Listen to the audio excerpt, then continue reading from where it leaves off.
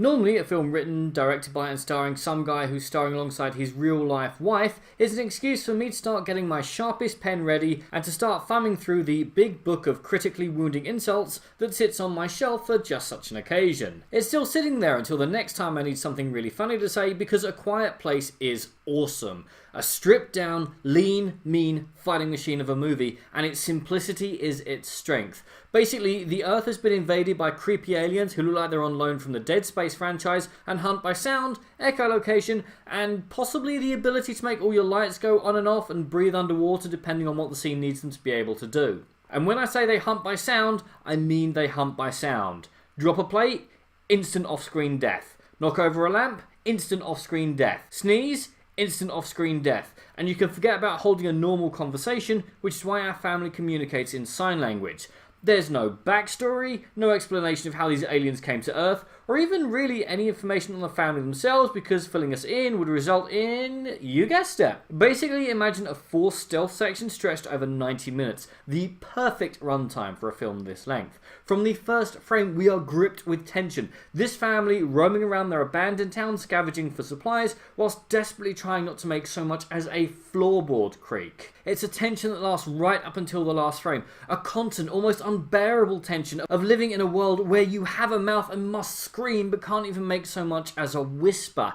It's a simple, highly effective idea that held my screen in the palm of its hand and never let go. I'll take one A Quiet Place over a dozen Pacific Rim harder. There are harrowing scenes, charming scenes, scenes of absolute terror, of a mother and father desperately trying to protect their children in these unimaginable circumstances. I am so glad they didn't turn this into a Cloverfield film. Giant, skyscraper-sized screaming monsters would have spoiled this film no end. But it's not perfect though. For one thing, and you knew this was coming, CGI space monsters don't look as effective or convincing as practical effects space monsters.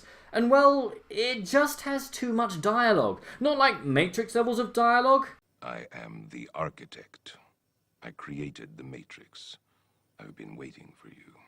You have many questions, and though the process has altered your consciousness, you remain irrevocably human.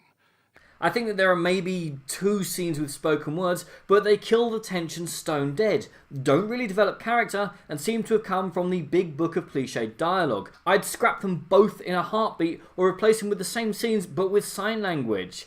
Aside from that, I can't think of a single bad thing to say about this movie. It's well acted, perfectly paced, it sets up a world, characters and situation perfectly within about 5 minutes and without a single spoken word of dialogue. Hell, even the child actors are fantastic. And whilst nobody has the most developed and three-dimensional character of all time, it's hard to think of a weak link in a very short and efficient chain.